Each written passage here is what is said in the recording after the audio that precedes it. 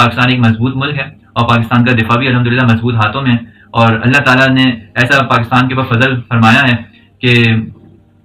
پاکستان کو ابتدائی دنوں کے اندر جو ہے وہ نیوکلیر پاور بنا دیا۔ اگر پاکستان چاہتا تو پاکستان ان عرب اور ریاستوں کی طرح یہاں پر بھی بڑی بڑی بلڈنگز کھڑی کر سکتا تھا۔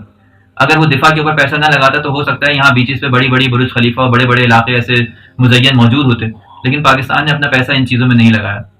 پاکستان کو یہ بات پہلے دن سے معلوم ہو گئی تھی کہ اگر اس خطے کے اندر اپنا وجود برقرار رکھنا ہے تو ایک مضبوط فوج کا ہونا بہرحال ضروری ہے۔ اگر وہ اتنی مضبوط فوج نہیں ہوگی تو پاکستان پر جو گدھ منڈلا رہے ہیں ہر وقت، وہ ہر وقت اس بات کے لیے تیار ہیں کہ یہ کسی طرف سے کمزور ہو تو اس کو کھا کر بیٹھ جائیں۔ ہمارے برابر میں پاکستان سے 7 گنا بڑا ملک انڈیا موجود ہے جو ہر وقت پاکستان کو کاٹ کھانے کے لیے دوڑتا ہے۔ دیکھیں انڈیا کو ضرورت نہیں ہے، کیونکہ دنیا میں کوئی ایسا ملک نہیں ہے جو انڈیا پہ چڑھنے کے لیے تیار بیٹھا ہو اور وہ انڈیا کے اوپر قبضہ کرنا چاہتا ہو۔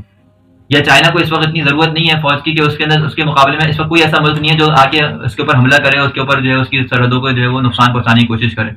لیکن پاکستان ان ممالک سے گھرا ہوا تھا اور پاکستان ایک نیا ملک تھا۔ یہ سارے ممالک پہلے سے بنے ہوئے تھے، ان کے پاس نظام اور سب چیزیں پہلے سے موجود تھیں۔ پاکستان جو ہے وہ نیا نوزائیدہ بچے کی سی مثال ہے کہ جو وجود میں آیا، تو پاکستان کو ہر چیز اپنی بنانی پڑی، اپنا بینکنگ کا نظام ان کو شروع کرنا پڑا، پیسے ان کو ڈالنے پڑے، پھر اپنے لیے جو ہے وہ کیا کہتے ہیں جب فوج ہوا تو اس کے بجٹ بڑے بڑے پاس کرنے پڑے، اور فوج کی وجہ واقعی بہت زیادہ جو ہے پاکستان کے اوپر جو ہے بوجھ پڑا خزانے کے اوپر، لیکن اس کی وجہ سے آج ہم دنیا کے اندر ناقابل تسخیر ملک بھی تو بنے۔ اس کی وجہ سے الحمدللہ دنیا کی بہترین افواج کے اندر پاکستان کی افواج کا نام بھی تو آیا۔